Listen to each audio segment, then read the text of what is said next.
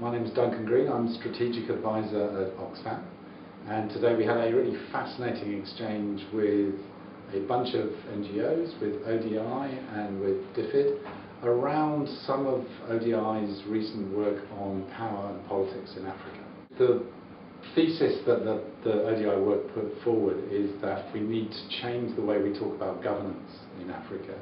That it's not enough to talk about the supply of governance from government, and it's not enough actually to talk about the demand for good governance from civil society, which is kind of where a lot of the development debate has been.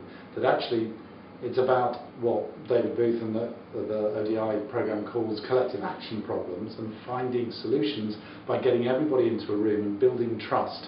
Because often the thing that's stopping change happening is not that there are bad guys trying to stop it happening, but just that people don't know what to do, or that they're only going to move if they know that everybody else is going to do something at the same time.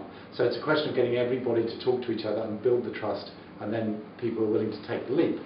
So when I read that, I said to David via the blog that I write that actually we're doing quite a lot of that. We call it something else. We call it convening and brokering. So why don't we have an exchange? So this was getting all the NGOs in to say, yes, we're doing something similar, and just to share notes, see what we're working on. So what struck me is partly that a lot of different NGOs are doing this, are talking about, doing convening and brokering, getting partners, private sector, local government into a room to talk, often playing both sides of the equation, actually helping strengthen the capacity of local government as well as local civil society, because there's no point in having a vibrant, demanding civil society if local officials don't know what to do in response to their demands.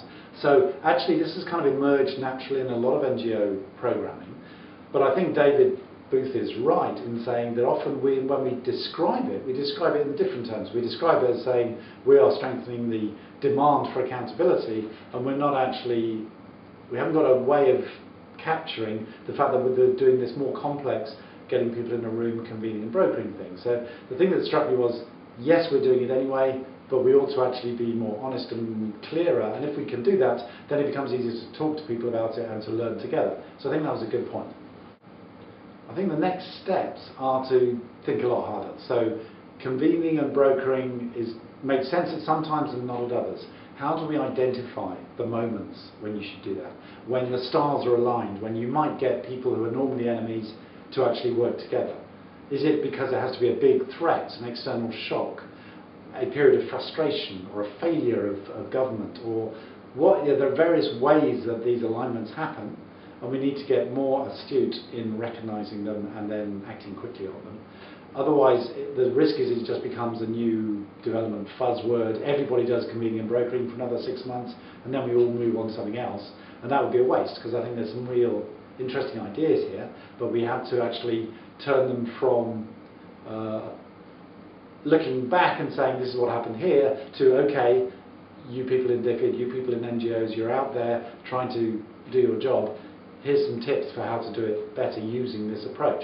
One of my criticisms of the APPP work is that, like much analysis of development, it's very good on what's wrong, and it's always a bit vague and general on what to do instead.